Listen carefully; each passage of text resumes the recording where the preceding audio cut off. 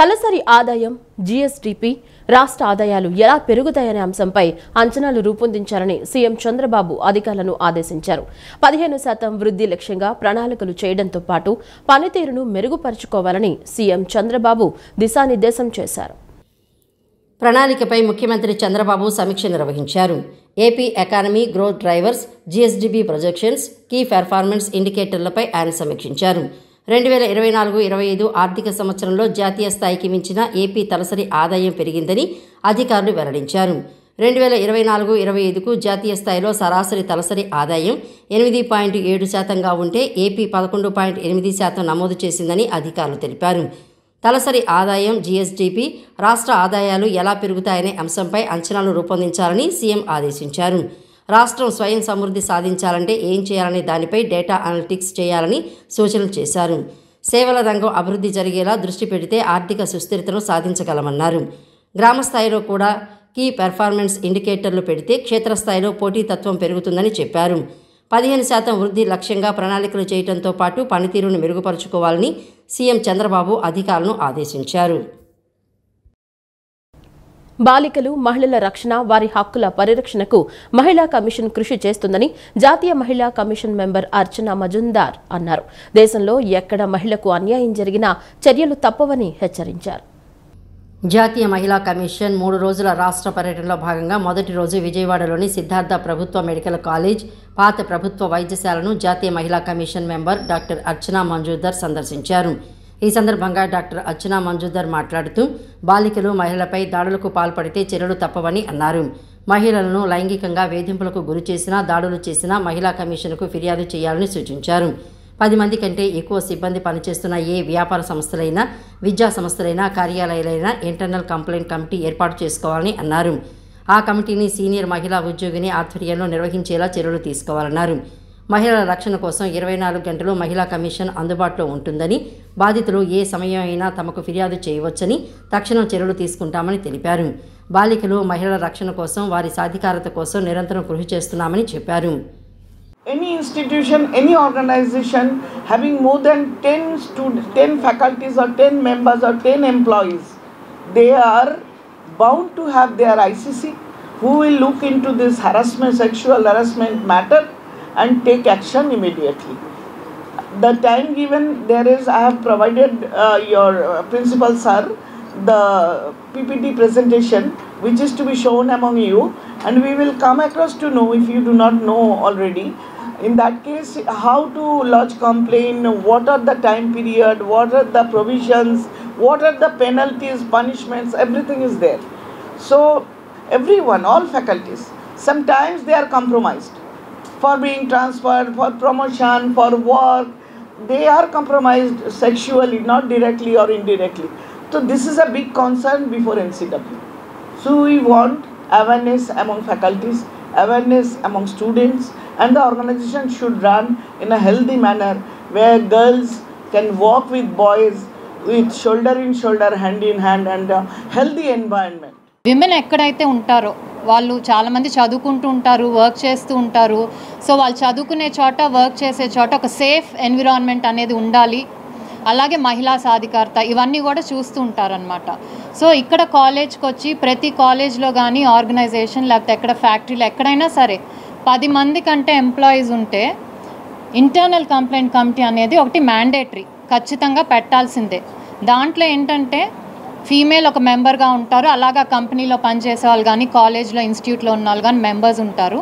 ఎక్కడ ఏ లేడీకైనా, ఎందుకంటే కొంతమంది చెప్పుకోలేరు, పైనుంచి హెరాస్మెంట్ అవ్వచ్చు, ఎంప్లాయర్స్ నుంచి అవ్వచ్చు, లేకపోతే తోటి ఎంప్లాయీస్ నుంచి అవ్వచ్చు, లేకపోతే హెడ్స్ నుంచి అవ్వచ్చు. అలాంటి ఎప్పుడు ఏంటంటే వాళ్ళు ఎవరికి చెప్పుకోలేరు కనుక ఇంటర్నల్గా ఒక కమిటీ ఉంటుంది, వాళ్ళకి చెప్పుకుంటారు. రాష్ట్రంలో కూటమి ప్రభుత్వం మొదటి ఏడాది పాలనలో ప్రజలకు మెరుగైన వైద్య సేవల్ని అందించే దిశగా సానుకూల వాతావరణాన్ని కల్పించి మంచి ఫలితాల్ని సాధించే దిశగా మొదటి అడుగు వేశామని రాష్ట్ర వైద్య ఆరోగ్య శాఖ మంత్రి సత్యకుమార్ యాదవ్ తెలిపారు. ప్రభుత్వ వైద్య రంగంలో భాగస్వాములైన అందరూ జవాబుదారీతనం మరియు క్రమశిక్షణతో వ్యవహరించడంతో వైద్య సేవల్ని మెరుగుపరచడానికి గతేడాది కాలంగా కృషి చేసినట్లు మంత్రి వివరించారు. మంత్రిగా రాష్ట్ర వైద్య ఆరోగ్య శాఖ మంత్రి సత్యకుమార్ యాదవ్ బాధ్యతను స్వీకరించి ఏడాది పూర్తి అయిన సందర్భంగా మంత్రిత్వ శాఖ ప్రయత్నాలు, ఫలితాలపై ముఖ్యమంత్రికి 5 పేజీల వివరణాత్మక నివేదికను సమర్పించారు. గత ఏడాది జూన్ 16న పదవీ స్వీకారం చేసిన మంత్రి ఈ నెల 16న ముఖ్యమంత్రికి తన నివేదికను పంపారు. ఈ నివేదికలో పలు అంశాలను తెలిపారు. గత ప్రభుత్వ 5 ఏళ్ల పాలన వైఖరితో వైద్య సిబ్బందిలో గైరుహాజరీ, జవాబుదారీతనం లేకపోవడం, వివిధ స్థాయిల్లో పనితీరు మరియు ఫలితాలపై పర్యవేక్షణ లోపించడం కారణంగా వైద్య సేవల నాణ్యత దెబ్బతిందని మంత్రి ఆందోళన వ్యక్తం చేశారు. గత ప్రభుత్వ వారసత్వంగా సంక్రమించిన ఈ సమస్యల్ని అధిగమించడానికి నిర్దిష్ట ప్రణాళికలతో కూటమి ప్రభుత్వం గత ఏడాదిగా చేసిన కృషి సత్ఫలితాలని ఇస్తోందని మంత్రి తన నివేదికలో ముఖ్యమంత్రికి వివరించారు.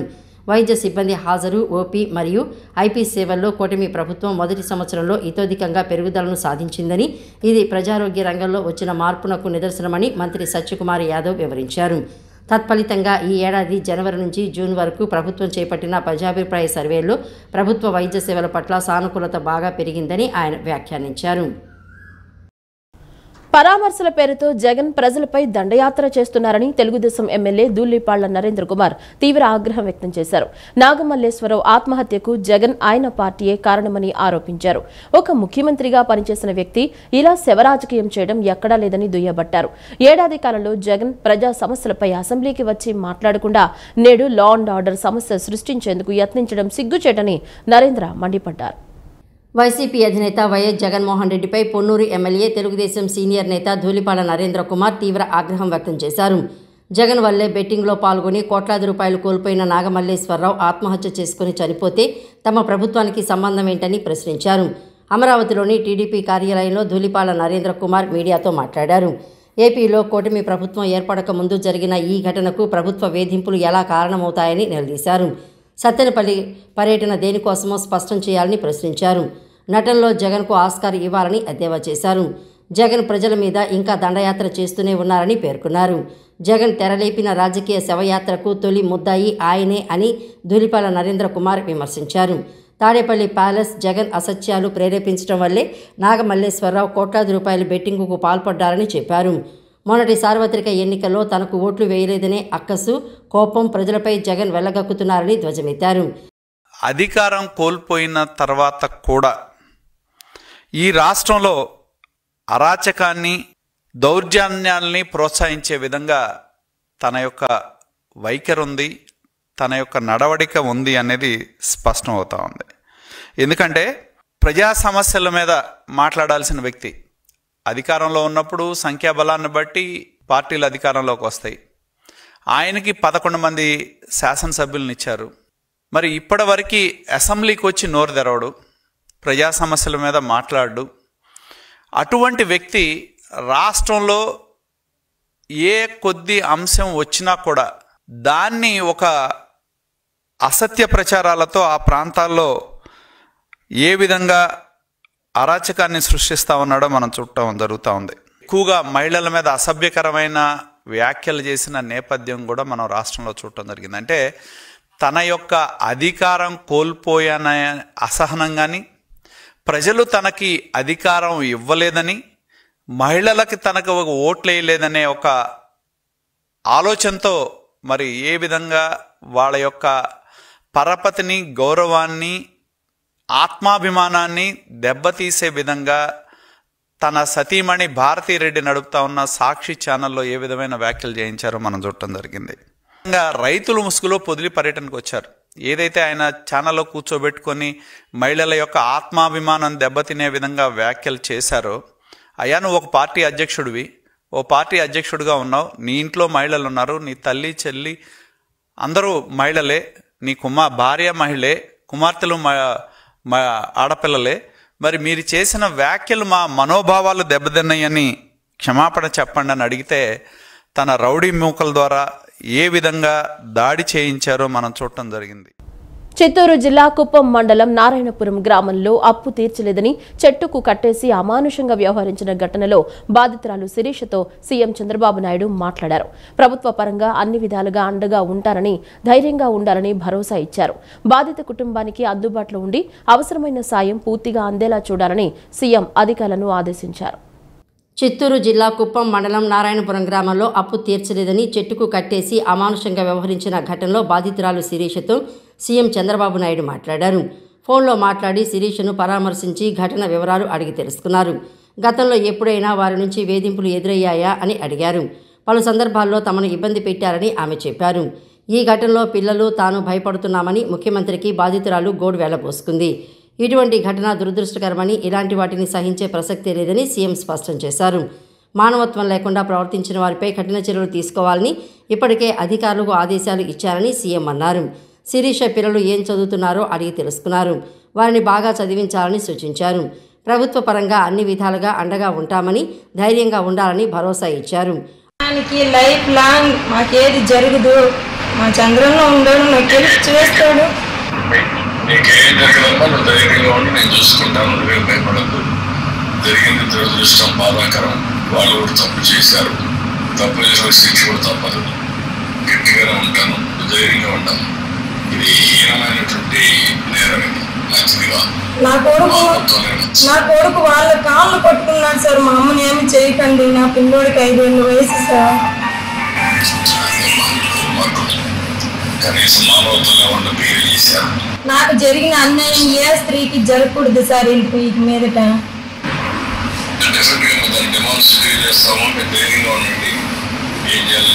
నాకు ఇప్పుడు కూడా నమ్మకం లేదు సార్. ఎక్కడో ఒక చోట చంపేయాలని ట్రై చేస్తారు నా పిల్లల్ని కానీ, నా మొగుడిని కానీ.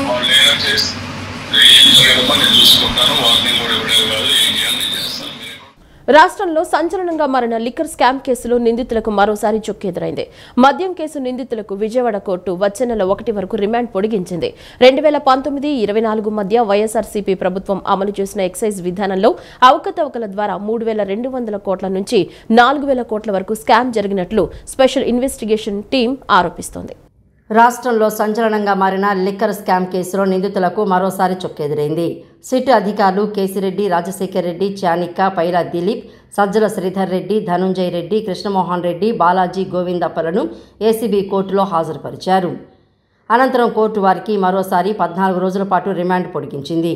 కోర్టు నిర్ణయంతో లిక్కర్ స్కామ్ నిందితులు జూలై 1 వరకు రిమాండ్లోనే ఉండనున్నారు. దీంతో పోలీసులు వెంటనే వారిని తిరిగి జైలుకు తరలించారు. 2019-2024 మధ్య వైఎస్ఆర్సీపీ ప్రభుత్వం అమలు చేసిన ఎక్సైజ్ విధానంలో అవకతవకల ద్వారా 3,200 కోట్ల నుంచి 4,000 కోట్ల వరకు స్కామ్ జరిగినట్లు స్పెషల్ ఇన్వెస్టిగేషన్ టీం ఆరోపిస్తోంది. ఈ స్కామ్ ద్వారా నెలకు 50 నుంచి 60 కోట్ల కిక్ బ్యాకులు సేకరించినట్లు నివేదికలు తెలిపాయి. 2019 ఎన్నికల సమయంలో వైఎస్ జగన్మోహన్ రెడ్డి మద్యపాన నిషేధాన్ని దశలవారీగా అమలు చేస్తామని హామీ ఇచ్చారు. అయితే కొత్త ఎక్సైజ్ విధానం ద్వారా రాష్ట్రంలోని 3,500 మద్యం దుకాణాలను Andhra Pradesh state beverages corporation limited నియంత్రణలోకి తీసుకున్నారు. ఈ విధానం ద్వారా మద్యం ధరలు పెంచడం, షాప్ టైమింగ్స్ తగ్గించడం జరిగింది. కానీ అమల్లో అవకతవకలు జరిగినట్లు ఆరోపణలు వచ్చాయి. కేంద్ర ప్రభుత్వంపై సిపిఎం పొలిట్ బ్యూరో సభ్యుడు బివి రాఘవులు తీవ్ర విమర్శలు చేశారు. ఆపరేషన్ సింధూర్ పేరుతో ఉగ్రవాద స్థావరాలపై దాడులు జరిగినట్లు కేంద్రం ప్రకటించినా ఇందులో ఉన్న అనేక అంశాలపై స్పష్టత లేదన్నారు. పహల్గాం ఘటనలో కేంద్ర ప్రభుత్వం వ్యవహరించిన తీరును ప్రజలకు వివరించేందుకు వారం రోజుల ప్రచార కార్యక్రమం చేపట్టనున్నట్లు తెలిపారు. కేంద్ర ప్రభుత్వంపై సిపిఎం పొలిట్ బ్యూరో సభ్యులు బివి రాఘవులు తీవ్ర విమర్శలు చేశారు. ఎంబీ భవన్లో ఏర్పాటు చేసిన విలేకరుల సమావేశంలో ఆయన మాట్లాడుతూ పహల్గాం ఘటనలో కేంద్ర ప్రభుత్వం వ్యవహరించిన తీరును ప్రజలకు వివరించేందుకు వారం రోజుల ప్రచార కార్యక్రమం చేపట్టనున్నట్లు తెలిపారు. ఆపరేషన్ సింధూర్ పేరుతో ఉగ్రవాద స్థావరాలపై దాడులు జరిగినట్లు కేంద్రం ప్రకటించినా ఇందులో ఉన్న అనేక అంశాలపై స్పష్టత లేదని అన్నారు.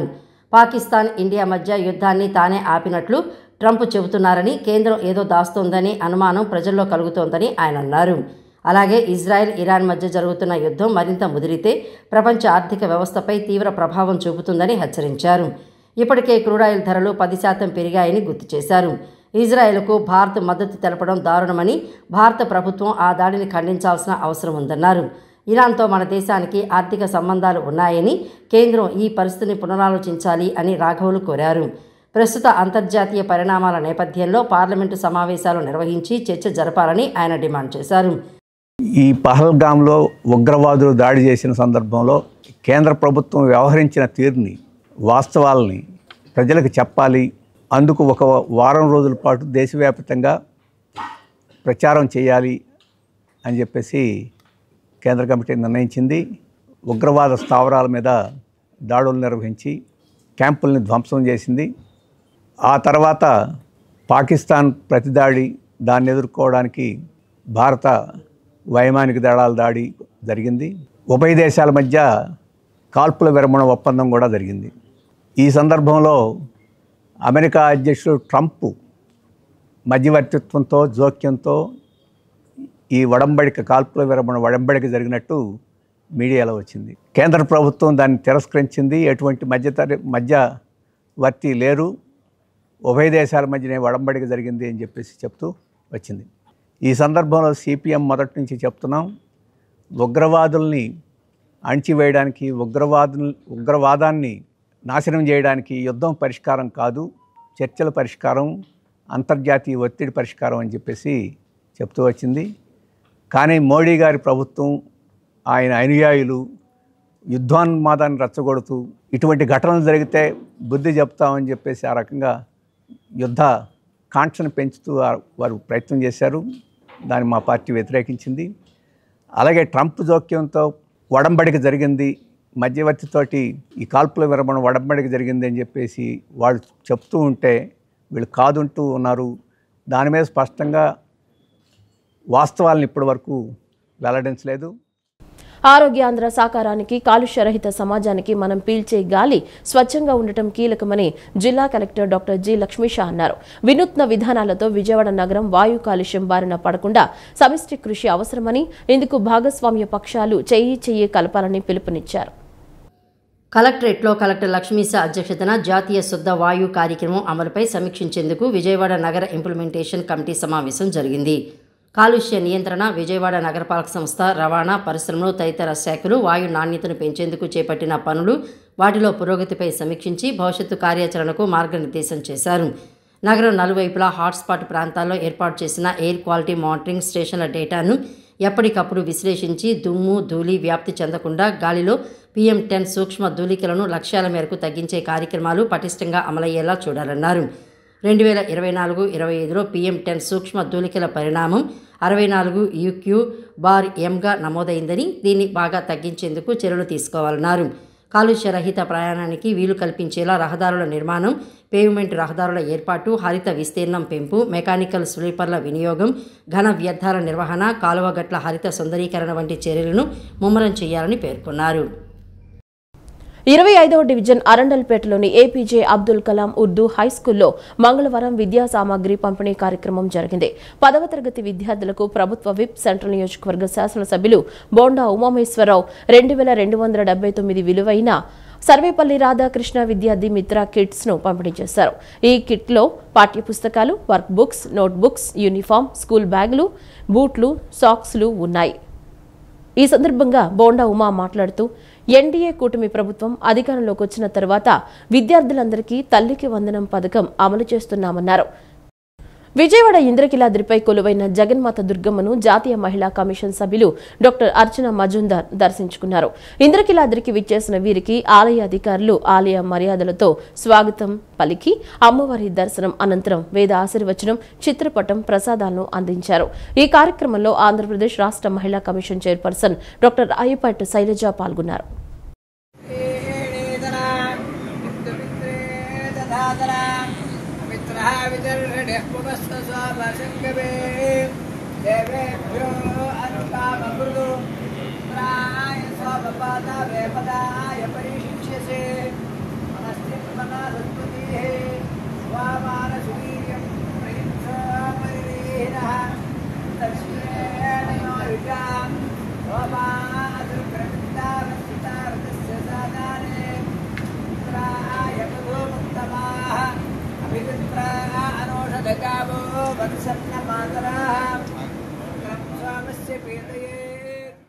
విప్లవ పూర్వ విద్యార్థుల వేదిక ఆధ్వర్యంలో జూన్ 22న గుంటూరులో సదస్సు నిర్వహిస్తున్నట్లు వేదిక కన్వీనర్ భరద్వాజ, విప్లవ రచయితల సంఘం ప్రతినిధి అరసవల్లి కృష్ణ తెలిపారు.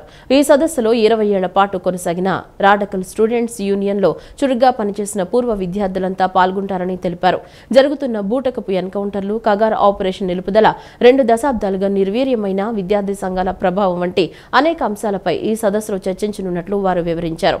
ఇటీవల జరిగిన ఎన్కౌంటర్లో చనిపోయిన కేశవరావు, చలం వంటి వారు పీడిత ప్రజల కోసం చేసిన పోరాటాల స్ఫూర్తితో విప్లవోద్యమాన్ని ముందుకు తీసుకెళ్లాల్సిన ఆవశ్యకతపై చర్చలు ఉంటాయని తెలిపారు.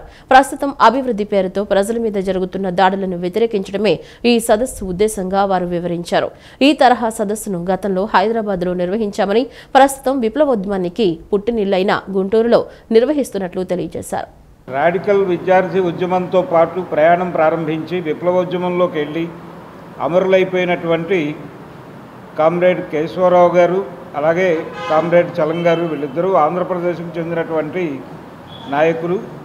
చలం గారు ఇక్కడ విజయవాడ ఆయుర్వేద కళాశాలలో చదువుకుంటూ విజయవాడలో రాడికల్ విద్యార్థి ఉద్యమ నిర్మాణానికి ఊతమిచ్చినటువంటి వ్యక్తి. అంటే ఒక రకంగా ప్రారంభకుడు ఆయనే. విజయవాడలో రాడికల్ విద్యార్థి ఉద్యమ ప్రారంభకుడు చలం గారు. ఆ తర్వాత ఆయన విప్లవోద్యమంలోకి వెళ్ళారు. పీడిత ప్రజల కోసం పనిచేయాలని నిర్ణయించుకుని ఆయన పూర్తి స్థాయి విప్లవకారుడిగా వెళ్ళిపోయారు. వెళ్ళిపోయిన తర్వాత ఈ మధ్య ఒక 15 రోజుల క్రితం జరిగినటువంటి ఎన్కౌంటర్లో ఆయన బీజాపూర్లో జరిగినటువంటి బూటకపు ఎదురుకాల్పుల్లో ఆయన ఒక గ్రామంలో రెస్ట్ తీసుకుంటూ ఉండగా ఆయన్ని పట్టుకుని తీసుకెళ్ళి కాల్చి చంపేశారు. అలాగే కేశవరావు గారిని కూడా, కామ్రేడ్ కేశవరావు గారిని కూడా, ఆయన మావోయిస్ట్ పార్టీ కేంద్ర కమిటీ కార్యదర్శి, ఆయన్ని కూడా అలాగే ఒక ప్రాంతంలో ఆయన ట్రీట్మెంట్ కోసం ఉన్నారు. ఆయన అక్కడి నుంచి తీసుకెళ్ళి కాల్చి చంపారు. అంటే కాల్చి చంపటం అనేది గతంలో ముసుగు వేసి చెప్పేవారు. అంటే వాళ్ళు మా మీద దాడి చేస్తే మేము ఆత్మరక్షణ కోసం జరిపిన కాల్పుల్లో చనిపోయారు అని చెప్పేవారు. ఇప్పుడు అలా చెప్పడం లేదు. చాలా ఓపెన్గానే మేము చంపేస్తామని చెప్తున్నారు. విద్యార్థుల్లో అంతర్గతంగా దాగి ఉన్న ప్రతిభను వెలికి తీయడానికి టాలెంట్ టెస్టులు దోహదపడతాయని Sai Metha coaching centre Vijayawada director Majjiga Balakrishna తెలిపారు. విద్యార్థులకు ఈ సెట్పై అవగాహన కల్పించేందుకు ప్రతి వారం టాలెంట్ టెస్టులు నిర్వహిస్తున్నామని చెప్పారు. తద్వారా మంచి ర్యాంకులు సాధించే అవకాశం ఉంటుందని వెల్లడించారు. గాయత్రి నగర్లోని సాయి మేధా కోచింగ్ సెంటర్లో చైర్మన్ జి రమణ ఆధ్వర్యంలో 2026-27 ఈసెట్ ఆన్లైన్, ఆఫ్లైన్ విద్యార్థులకు టాలెంట్ టెస్ట్ పరీక్ష నిర్వహించారు. సాయి మేధా అధ్యాపక బృందం ఆధ్వర్యంలో జరిగిన ఈ పరీక్షకు విద్యార్థులు పోటీ పడుతూ రాశారు. ఈ సందర్భంగా ఉత్తమ ప్రతిభ చూపిన విద్యార్థులకు సర్టిఫికెట్లు ప్రదానం చేశారు. అనంతరం మజ్జిగ బాలకృష్ణ మాట్లాడుతూ తమ కోచింగ్ సెంటర్లో ఈసెట్ పరీక్ష రాసే విద్యార్థులు మంచి ర్యాంకులు సాధిస్తారని వెల్లడించారు. 2026-27 ఈసెట్ అడ్వాన్స్డ్ క్లాసులు ప్రారంభమయ్యాయని పేర్కొన్నారు. ప్రతిరోజు చెప్పిన తరగతులను శ్రద్ధగా విని అందుకు తగ్గట్లుగా ప్రణాళికతో చదువుకోవాలని సూచించారు. టాలెంట్ పరీక్షల ద్వారా విద్యార్థుల్లో భయాందోళనలు తొలగిపోతాయని వెల్లడించారు. మ్యాపింగ్ చేయటం ద్వారా సబ్జెక్టును గుర్తుంచుకోగలుగుతారని అన్నారు. విద్యార్థులకు ఈ సెట్పై అవగాహన కల్పించేందుకు ప్రతి వారం టాలెంట్ టెస్టులు నిర్వహిస్తున్నామని చెప్పారు. తద్వారా మంచి ర్యాంకులు సాధించే అవకాశం ఉంటుందని వెల్లడించారు. గత 20 ఏళ్లుగా సాయి మేధా విద్యార్థులు రాష్ట్ర స్థాయి ర్యాంకులు సాధించారని పేర్కొన్నారు.